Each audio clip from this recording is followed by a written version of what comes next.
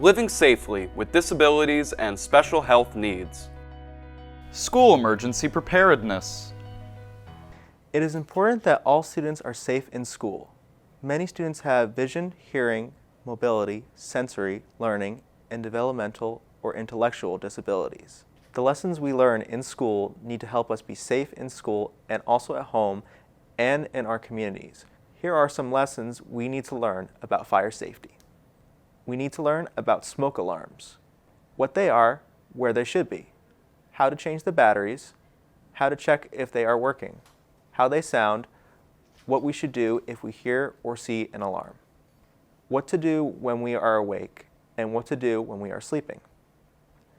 We need fire safety education in ways we understand and ways that will enable us to be safe based on our specific disability. Learning is different for each of us.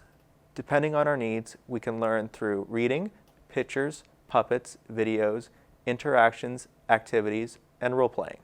We need to be taught about the safe use of fire as a tool such as cooking, and be taught how to prevent, recognize, and communicate fire dangers. Each person with a disability is different.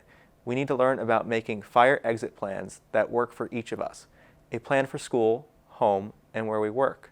We also need to learn what to do if there is a fire when we are out somewhere in the community.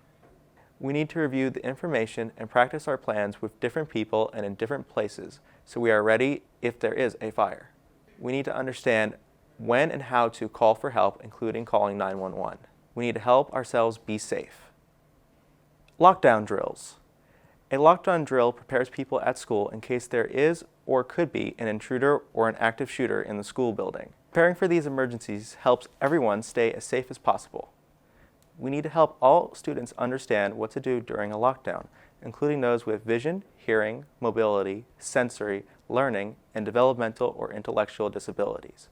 During a lockdown drill, all students, including those with disabilities, need to become familiar with changes in the building and ways we are expected to act during this time. There may be differences in lighting and sounds. Help us be prepared for these changes little by little as we learn and practice.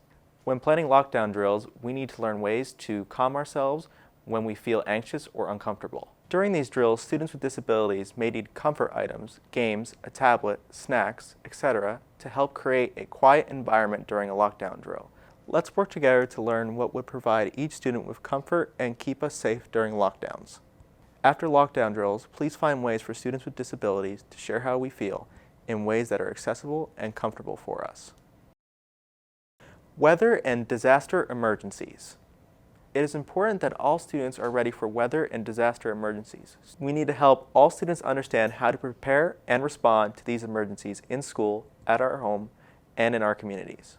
We need to learn and practice protecting ourselves, evacuating, and sheltering on a regular basis so that we are confident when there is an emergency.